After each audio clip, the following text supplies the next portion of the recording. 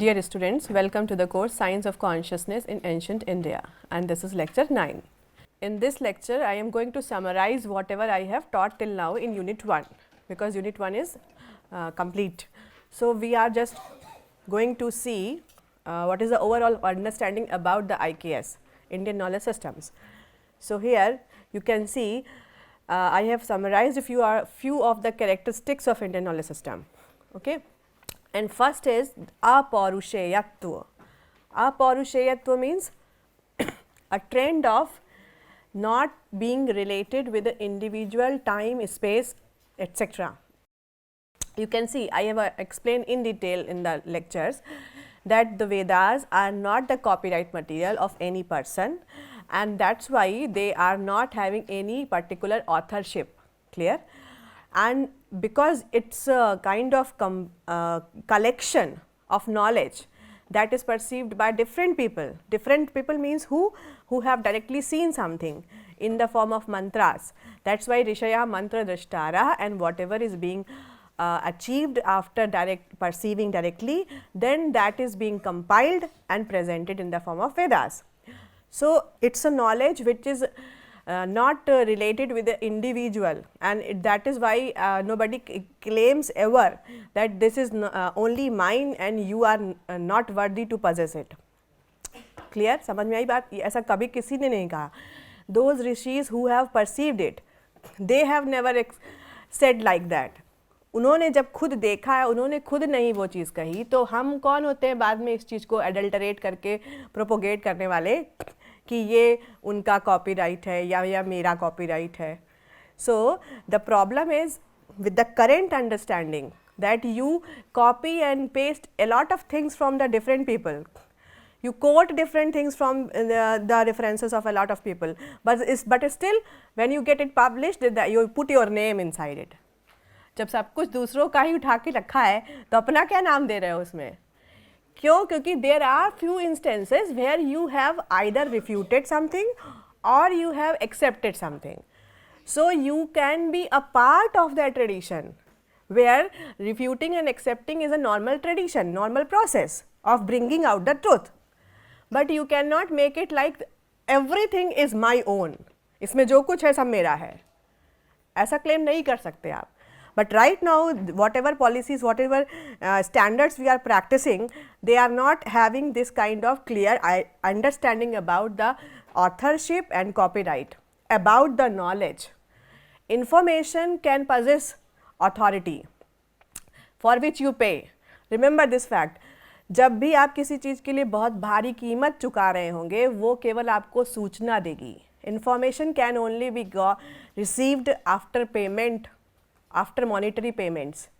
So, whatever you are receiving after a heavy amount of after paying a heavy amount of money or something else, then that is just the information, that is not knowledge. ज्ञान क्या है? Experience है. It comes to you through the empirical method of understanding. Whatever you are actually possessing in the form of knowledge, that is experienced based. So, it cannot be actually attained through paying something. That is why in Indian tradition, when the scholar completed the learning of the Vedas, at the end there is a kind of diksha. For example, आप लोग आज क्या करते हैं? दीक्षांत समारोह, convocation. What is that? You represent yourself with a degree, a scripted one, and get a very good photograph out of. We all are in that system. But in Upanishads, you find the exact reference from the Vedas. After the student has completed the learning of the Vedas, now he is leaving the teacher, going to enter into the Grahastha ashram, moving from the Brahmacharya.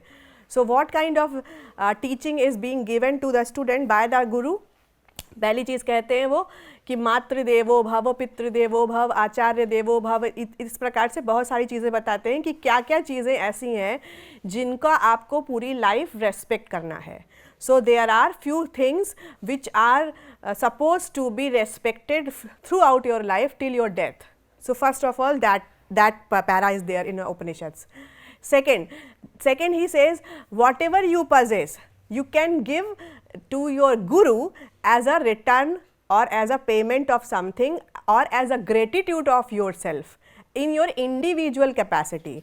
Suppose the student is not having anything, क्योंकि अब तो वो 8 साल में आ चुका था, 25 years तक वो उनके पास ही था, तो उसका अपना पोजीशन तो कुछ है नहीं, अब तक उसने क्या अर्न किया क्या नहीं किया.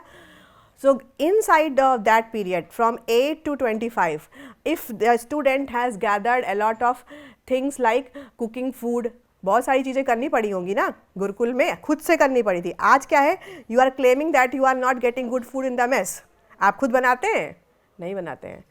In that period of time, that student cooked the food, brought the different kind of things to prepare the food, or took care of the households of the and the environment where the person was living. All these things were done by the student himself. So in that sense, whatever he acquired as his possession, he can gift it to the teacher in the form of Guru Dakshina. Guru Dakshina में आपसे heavy monetary payment in the form of fees is not taken. इसीलिए मैं कह रही हूँ कि वो knowledge जिसमें आप पेमेंट नहीं कर रहे हैं वो ज्ञान है. If you are paying heavily, that is just the information for which you are paying heavily, and that's the basic thing. Second para. Then in the last para, Guru says, whatever you have received from me, because you lived with me for such a longer period of time, you understood what the teacher practices daily, what are his good things, what are the bad things. So remember, when you are moving ahead from this place, then you need to follow whatever the good traits I possess.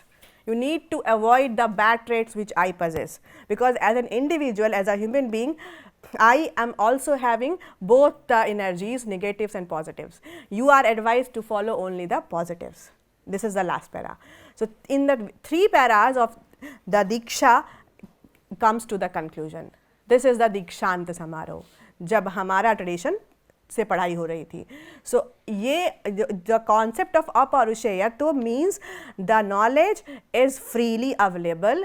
It is not the copyright material of a single person, and that to maintain that cadre of thing, like it is not related with individual person, place or time, we use the word aparusheya. So this is mentioned here. They have been nominated as aparusheya, and that means not created by the Purush or a person, specifically individual. So here rishis are mantra drishta. They have directly seen the things, and that is depicted by them to the others, that is the knowledge. So they are not the creator of the mantras. Remember that's why it is in focus. They have seen the things and they have not created it. So this is not imaginary literature. For example, I told you the first mantra of the Rigveda is Agni Sukta. Om Agni Mede Purohitam Yajyasya Devam Ritvijam. Agni is the substance that you see directly. Imaginative नहीं है कि आपने imagine कर लिया अग्नि है, नहीं. अग्नि साक्षात दिखती है. So साक्षात कृत धर्माणः ऋषया बभूव. That means the one who has directly perceived some entity, and that knowledge he has passed to the generations, that is the Veda. So Rishayas are the mantra drishta, not the mantra shrishta. Shrishta means the creator. So create नहीं कर रहे हैं, imaginative literature नहीं है वो directly perceived है. So they are the mantra drishta, साक्षात्कृत, उन्होंने witness किया है उसको. And in that sense itself, there is no question of authorship, declaring oneself as the original or the beginner one, because Agni can be seen by everyone. वो भी देख सकते हैं, वो भी देख सकते हैं, तो कैसे कह देंगे कि अग्नि केवल मुझे दिखती है तो मैं उसका ऑथर हूँ अग्नि सूक्त का? नहीं, मैं उसको बता रहा हूँ. So I am the perceiver and I am teaching it to the others, I am telling it to the others whatever I have perceived. That is something mentioned here. So this is the concept in IKS. Second is contingent shastra. I have already explained that Parusheya shastra is space, time, person relative, while non-contingent shastra is free from the limitations of space, time and person. They are always relevant because it is not limited with a specific time, place or person. That means they are relevant all the time. ऐसा नहीं था कि जब वैदिक tradition था उसी समय अग्नि दिखती थी, अब आपको अग्नि नहीं दिखती है क्या? ऐसा नहीं। That's why that knowledge is relevant all the time. Right now also, doesn't matter to which branch you belong, your professor, your dean, your director always start the session with lighting a lamp. क्यों? क्या ज़रूरत है? Agnimide purohitam yagyasya divam ritvajam. You are following the same thing, but unconsciously, without having the actual logical understanding about it. वहीं से शुरू कर रहे हैं आप। अग्नि पहला तत्व है जो देखा गया है ऋषियों के द्वारा, उसकी वंदना की गई, वही वैदिक कॉर्पस का फर्स्ट वन है, फर्स्ट मंत्र है। सो अब यहाँ पर क्या आया? They are always relevant because they are not related with a particular time, place or person. At the first level, the knowledge of the Vedas is through witnessing the mantras, that is sakshat krita. And then this knowledge becomes upadisht, means being taught to others. So first, at the first state, it is drisht, then it becomes upadisht. And then second point, you can see like it is non-commercial. इसका व्यापार नहीं होता था. If you read the Puranas, ever get the time then you read the Puranas in your regional languages, start reading them, then you will find there is a clear mentioning that this knowledge was not scripted just to make it sure like it should not be commercialized. इसका commercialization क्या होता है? Profit margin. Profit margin. मैं आपको कोई चीज़ सिखाऊं, उसके बदले मुझे क्या मिलेगा? ये है profit margin, ये है business, commercialization. So this is non-commercialized knowledge. यही ओरिजिनल नॉलेज है। तभी मैं कह रही हूँ जब आप पेमेंट करके कोई चीज़ हासिल करेंगे तो वो ज्ञान नहीं होगा, वो सिर्फ सूचना होगी।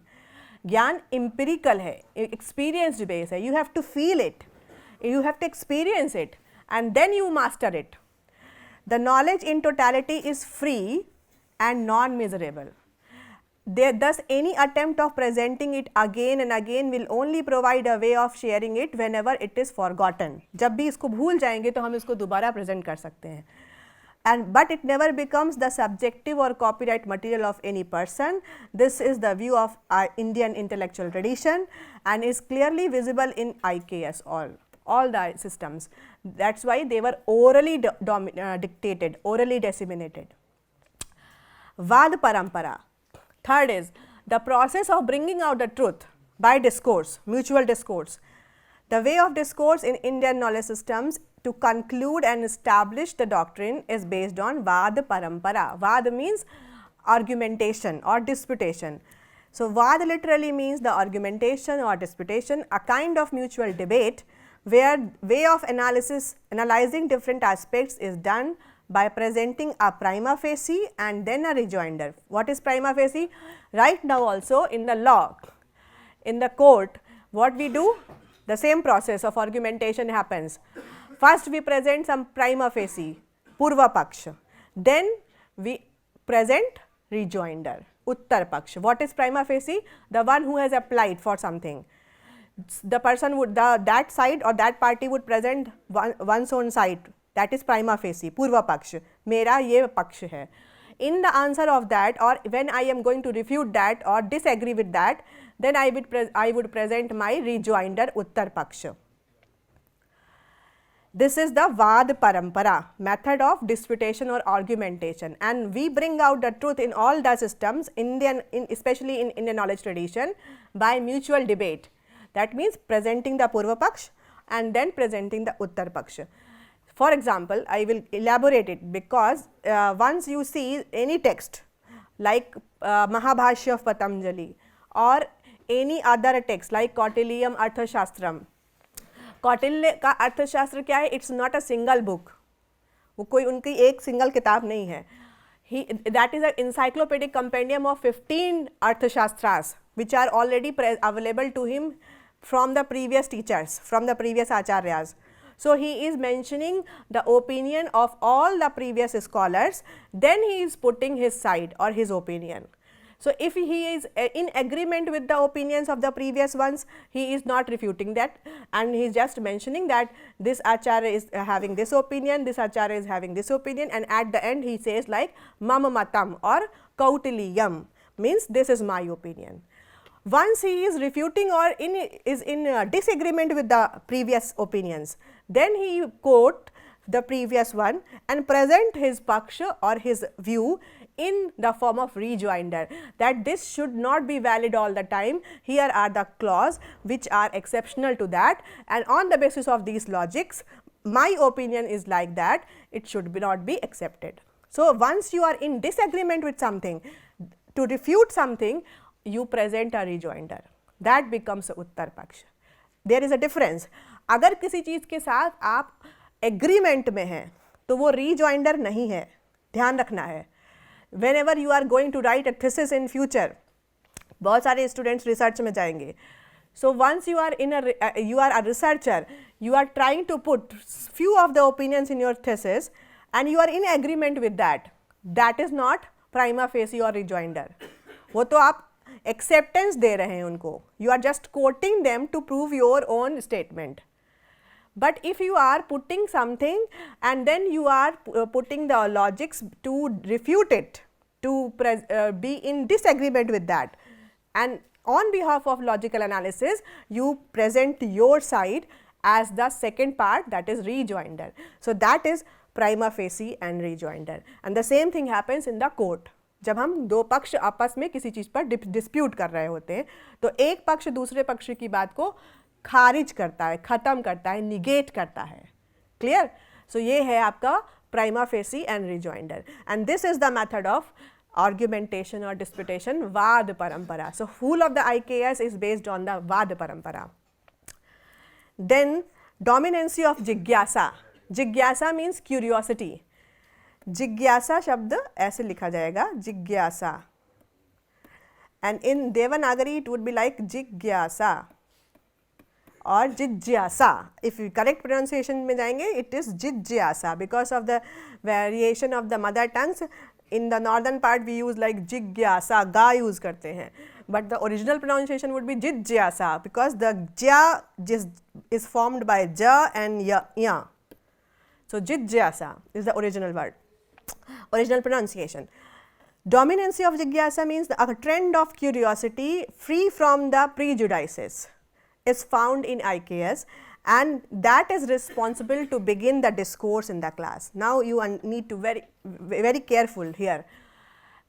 You would be called as a scholar or a shishya of with regard of Bharatiya Gyan Parampara only when you are having that cadre that your question will begin the class. Your question would begin the class. वो cadre achieve करना है, तब आप भारत के ज्ञान परंपरा में एक शिष्य हैं. आपका प्रश्न क्लास को शुरू करेगा, डिस्कोर्स को शुरू करेगा. आपका वो प्रश्न क्यों होगा? क्योंकि आप उसको जानने की इच्छा रखते हैं. You are possessing the curiosity to get the answer of your question. That is in the form of curiosity within you, and your question would begin the class. That's why you would be nominated as a shishya in Bharatiya Gyan Parampara or Indian intellectual tradition. So that cadre of a scholar is the required condition to be the part of IKS. Understood? So आपको उस cadre का scholar बनना है, तब आप वो शिष्य कहलाते हैं. इसलिए गुरु शिष्य परंपरा is not like the modern tradition, जहाँ आपको यही नहीं पता है कि मेरा क्वेश्चन क्या है, मैं रिसर्च में आया क्यों हूँ. रिसर्च में आने के बाद भी you don't have your statement of the problem. आप एक साल कोर्स वर्क करेंगे, उसके बाद आपको तब समझ में आएगा. उसके बाद भी आप डिपेंडेंट होते हैं, you are dependent on your supervisor to get the statement of problem. Where are you? You don't have the basic question that is needed for becoming a scholar. So first of all, train yourself in that way so that you can initiate something. You can initiate something, then only something is going to be discovered through your research. If you are not possessing any kind of curiosity to know anything, then there is no point to become a researcher or a scholar, specifically with the reference of the research. Research तभी की जाती है जब आपको उस चीज़ को जानने की इच्छा है, तभी आप उसकी खोज करेंगे. जिज्ञासा is the seed. Like for example you see the sentences, अथातो ब्रह्म जिज्ञासा, the statement of the student. अथातो ब्रह्म जिज्ञासा. अथ मीन्स नाउ, अतः means from here. I have the curiosity to know about Brahma. So please start telling me about Brahma. Who is Brahman? Who is pure consciousness? ये है question scholar का. In the same way अथा तो धर्म जिज्ञासा मीमांसा का है. ये कहाँ का है? वेदांत का, वेदांत दर्शन. दिस इज फ्रॉम मीमांसा दर्शन. एंड इन मीमांसा धर्म की जिज्ञासा की गई. What is dharma? What is the righteousness? What is the right way of performing और behaving? So I am having the curiosity to know about it. So please tell me. This is the first statement of Mimamsa. In the Vedanta, please, I have curiosity to know about the pure consciousness, the Brahman. So please start telling me about that. Atato Brahma Jigyasa. Now Indian knowledge tradition starts with the curiosity and trespasses the neti. When the student is putting this question, after that the teacher starts explaining everything, and at the end of the discourse there is always the mentioning by the teacher, this is not the end, because you are asking me infinity. Infinity does not have any end. एक loop है, ये एक cycle है जो बार बार उसी तरह से चलेगी. Repeatedly follow that same pattern. So neti means na iti. Na, then iti. Na means no. Iti means sufficient. So this is not the end. This is not the end. ऐसा नहीं है कि जो मैंने आपको बता दिया बस वहीं सब खत्म हो जाएगा. इसके बाद भी बहुत बाकी है. You have a lot to learn more. So even after completing the teachings, the teacher is stopping at the point of neti. Why? Because all the discourse which is based on the words is not going to actually make you understand till you realize it by yourself. So what is left? Even if you have studied all the shastras, there is a second aspect that is left, that is paravidya. Paravidya क्या है? Experiential है, empirical है, experience based है. Even if you have learned everything from the words of the from the mouth of your teacher or through the books, then also the path needs to be followed by you only. Journey आप ही को करनी है. Journey needs to be undertaken by you only, and that would be your experience. So that is left. That's why at the end of the discourse teacher says neti, na iti. It is not the end. So this signifies a live tradition of knowledge. It is continuous. It is not going to die, क्योंकि बहुत बाकी है रास्ता. जितना भी जान लोगे कम ही होता जाएगा. Then the fourth one, quest for ultimate knowledge. Sorry. So there is a perfect politeness when you are searching for ultimate stage of understanding or ultimate stage of your own existence. Ko aham, kuto aham agatah. Or last question, who am I, from where have I come, and the last question, what is the goal of my life? Three basic questions are the target of the higher education. So quest of the ultimate knowledge, you are possessing the quest for ultimate knowledge. So there is a perfect politeness in mentioning all the previous acharyas. When you are going to know about this question, then you have to mention whatever has already been told. You have the proper duty to mention all of that, and with politeness, क्योंकि वहाँ तक वो चल चुके हैं, अभी आपने चलना शुरू भी नहीं किया है, वो वहाँ तक जा चुके हैं. And then possible questions, doubt that could have been raised in the compendiums before putting up all the rejoinders. Now whatever you are experiencing, you can put up your view कि वहाँ तक वो जा चुके थे, इसके आगे मैं यहाँ तक जा चुका हूँ, तो अब मैं यहाँ पर छोड़ता हूँ. Then the next scholar will be coming, and that he will follow the same process. He will mention all of them, and he would also become the part of the tradition. This is the way. So here you can see this method in turn shows the continuity of IKS and the deep inclination of Indian psyche towards the quest of ultimate knowledge. Ultimate knowledge. मुझे वो बताइए जिससे सब कुछ जान लूँगा, मुझे वो विद्या बताइए जिससे सब कुछ जाना जा सकता है. I don't want to know that kind of knowledge through which only materialistic things can be received. I want to have that knowledge from which or through which I can know everything of the cosmos or about the existence. That is the quest for the ultimate knowledge. Then the fifth one, consistency and agreement between the Shastra and the Lok. ये बहुत important है. Lok is what? the usage, where the people are using that thing, and Shastra is that where the knowledge is being presented. So there is a mutual consistency and agreement between the Shastra and Lok. They both become evidence for each other in proving and refuting the logics. If something is not practiced in the Lok, then automatically that would never become the part of the Shastra. If something is available in the Shastra, that must be in the Lok, then only it is becoming a part of the Shastra. That is the actual thing. आज क्या है, whatever you study in the textbooks, that is never applicable in your daily life. कई बार होता है ना, सब कुछ कर लिया, डिग्री भी ले ली, लेकिन अब जब मैं इंस्टीट्यूशन के बाहर निकला तो मेरी ओरिजिनल लाइफ में उसका क्या काम आया जो मैंने पढ़ा था. सो ये क्वेश्चन हमेशा रहता है कि उस जो पढ़ के आए उसको मैं रियल लाइफ में क्या करूँगा. So if I am not having the skills how to run up a business, और I am not having a skill how to do something which to earn my livelihood even after completing my education, then what is the point of achieving that kind of knowledge. There is no consistency between what you are being taught and what you need. ये लोक और शास्त्र का gap है आज की education में. वहाँ क्या है, लोक और शास्त्र अन्वित है. That's why I said 64 allied sciences are the first one which are required to earn a livelihood for oneself, one's sustenance. And वो पहला part है. That is the first part. Firstly, you need to be trained in one of them or more than one of them. Then you are supposed to go for the higher education in order to know the answers of the 3 basic questions. So there must be consistency between the Lok and the Shastra. What is needed as in the form of usage in your daily life, that should be supported by the Shastra also, and whatever is available in the Shastra, that must be practiced in the Lok also. This is the mutual consistency.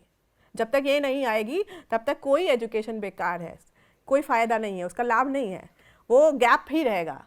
आपने पढ़ा तो कुछ और, एक ज़रूरत किसी और चीज़ की है, तो फ़ायदा क्या है आपका. उस यू जस्ट इन्वेस्टेड और wasted the resources, time, money, energy, age, everything. That is the plus point of the IKS. Shared vocabulary. What is shared vocabulary? IKS has shared vocabulary. For example, I will take one word, ras. Ras, in general, what do you understand by the word ras? Anyone जिसको पता हो इसका meaning, ras. हाँ, one meaning is poetic. Poetic क्या? Charm, poetic charm, poetic beauty. और रस, आनंद, भावार्थ. और रस, एनी अदर जो सबसे जनरल है वही नहीं याद आ रहा आपको. रस, टेस्ट, जूस, जो आप वो भी क्या देता है आपको, आनंद. It's very tasty. I am going to have a mango shake. It's very tasty because it is satisfying your रसना इंद्रिय. So it is rasa. Rasa word is present in all the disciplines. Rasha Shastra is having rasa, Sahitya Shastra having rasa, then Kavya Shastra is a part of Sahitya Shastra, then you go medicine, that is having rasa, pharmaceutical industry. Ras is a kind of having a grand implication or application, बहुत बड़ा इसका use है, हर branch में है रस. And if you take Brahma Vidya, then ras becomes ultimate bliss, highest possible happiness, unending happiness, ras. So last so once you read the Vedanta Darshan, you will find the quotation like, who is Brahma? So the characteristic or the definition, derivational definition of the Brahman would be like, Akhandam Satchidanandam Ananta Dvayam Brahma. Akhandam Satchidanandam Anandam. Anandam is ras. जो ultimate state of existence है, consciousness है, that is filled with the unending happiness, because it is pure consciousness. At that level there are no limitations. So that is also ras. Ras is having, so ras word is having the application in all the systems, irrespective of the discipline or domain. That's why in this system, in IKS, we have shared vocabulary. एक ही शब्द को हर system ने follow किया है और हर system ने उसका अपने हिसाब से उसको मीनिंग डिराइव किया है, but meaning remains the same, meaning remains the same, that's the beauty. उसका जो ओरिजिनल मीनिंग है दैट इज़ आनंद, वो सब में वही है। चाहे आप एक शरबत पिए, मैंगो जूस पिए, तब भी आपको आनंद आता है, चाहे आप ब्रह्म को पाले तब भी आपको आनंद आएगा, और चाहे आप साहित्य में पोएम कर रहे हैं, पोएटिक कॉम्पिटेंसी है आपके अंदर, तब भी आपको आनंद आएगा।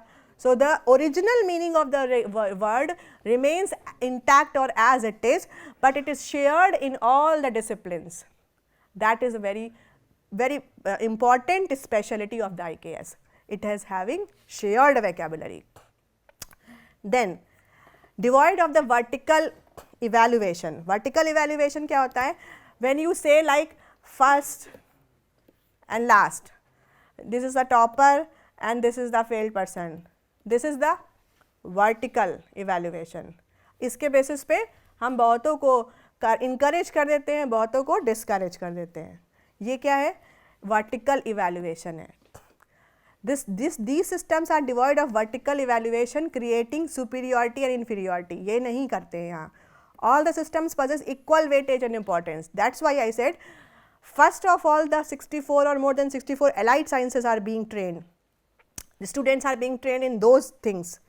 So if your tailor is practicing regularly one's own profession, he is or she is as learned as you are. ये जो माइंड में ऑब्सेशन डिराइव किया गया, ये आज की देन है, जहाँ हमें लगता है because we are the topper of some NIT like institution, we are much superior in comparison to that person who is having a shop in sector 2 of Rourkela. Problem हमारी है, हमने वो ऑब्सेशन खुद डिराइव किया है और खुद अपने आप को अवॉर्ड किया है उस सुपीरियरिटी के साथ।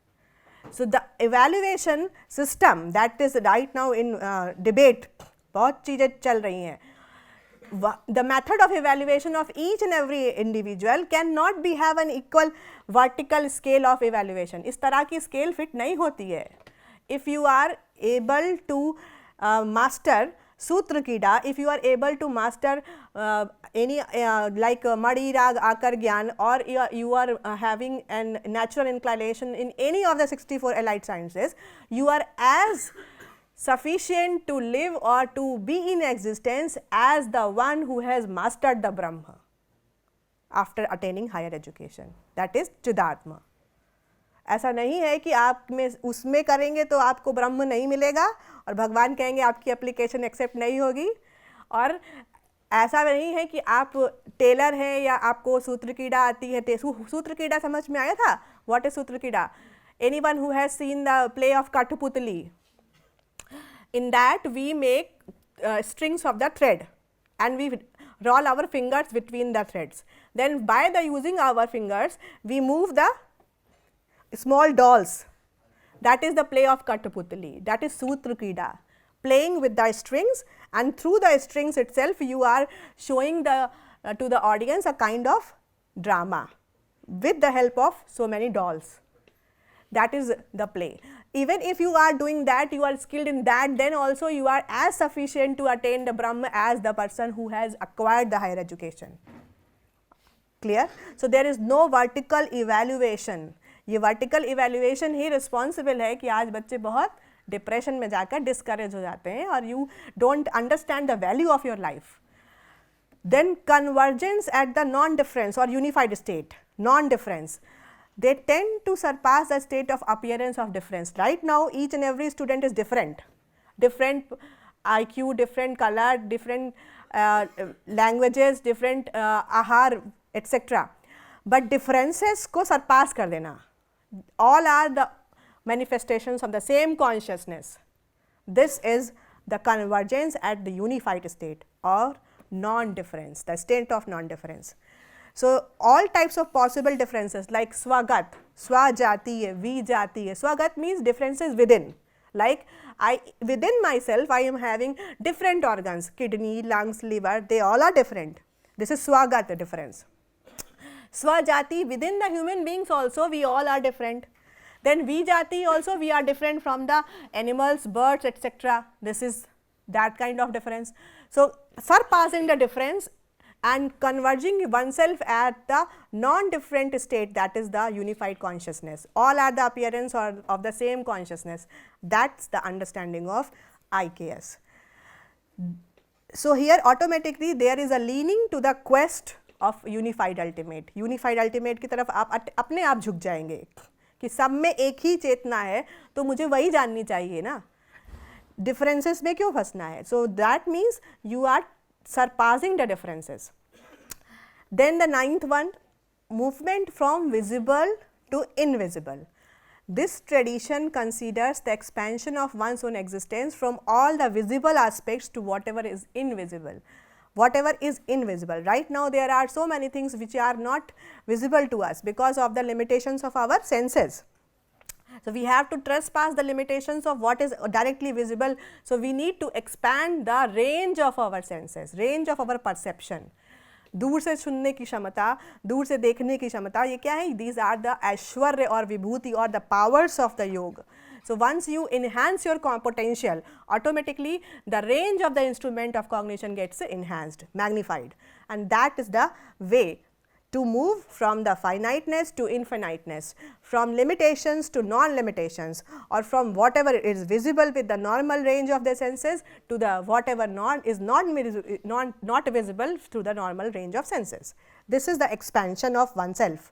You have to expand the range of oneself, and in that case itself, the first thing which will be coming to you would be like, whatever consciousness this person is possessing, the same is inside of me. So, if I am feeling bad because of something, then the feeling would be same in that person also, if the same kind of thing happens to him.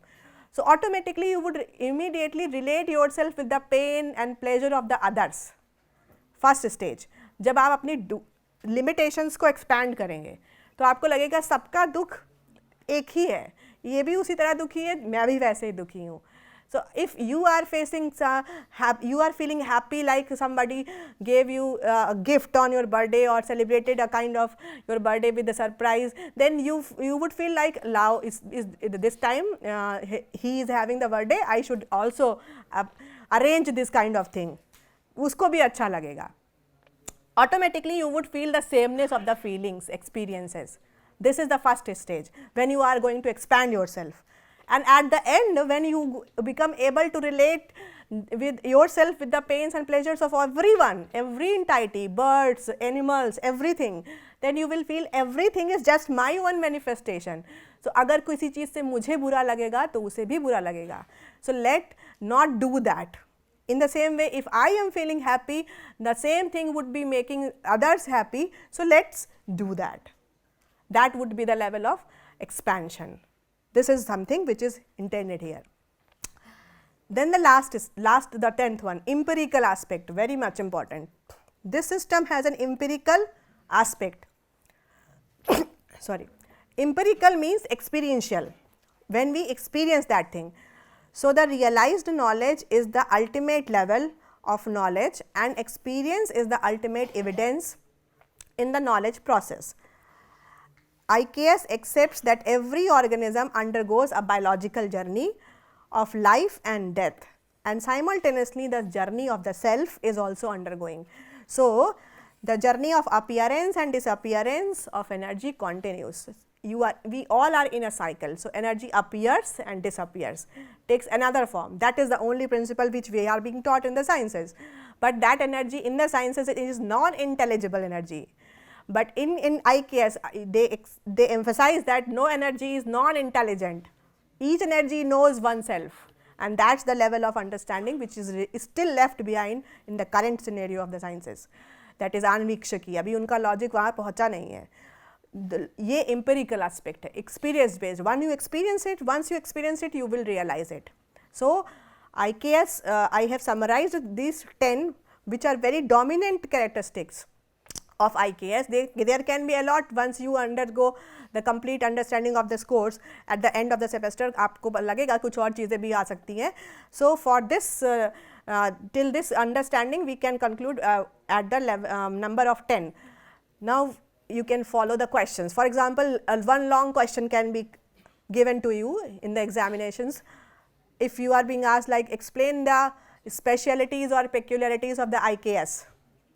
Then all the 10 would be answered. Then fill in the blanks. First one is Rishis are those, either you write the detailed one, ठीक है, those who have directly perceived the knowledge. If you are getting a question like use only one word, then Rishis are mantra drishta, clear? And then second one, the way of discourse in IKS to conclude and establish the doctrine is based on Vad Parampara. अभी तक अगर जग रहे थे तो अभी भी जगो. The way of discourse of presenting the or concluding a particular theory or doctrine is based on Vad Parampara. Then a trend of dash free from prejudices is found in Indian knowledge systems to begin the discourse. Jigyasa, curiosity. You can write both the things, curiosity or jigyasa. Then the Indian knowledge systems possess a shared vocabulary, shared between all the systems, shared vocabulary. Empirical means experiential or experience based, clear? The word ras is an example of shared vocabulary of IKS. Vad Parampara includes dash and dash, पूर्व पक्ष and उत्तर पक्ष. पहले पूर्व, ठीक है, prima facie and then rejoinder. So it would be like पूर्व पक्ष and then उत्तर पक्ष. Clear? So these are few of the sample questions which can be asked to you from this lecture. For this lecture, this is sufficient. Thank you.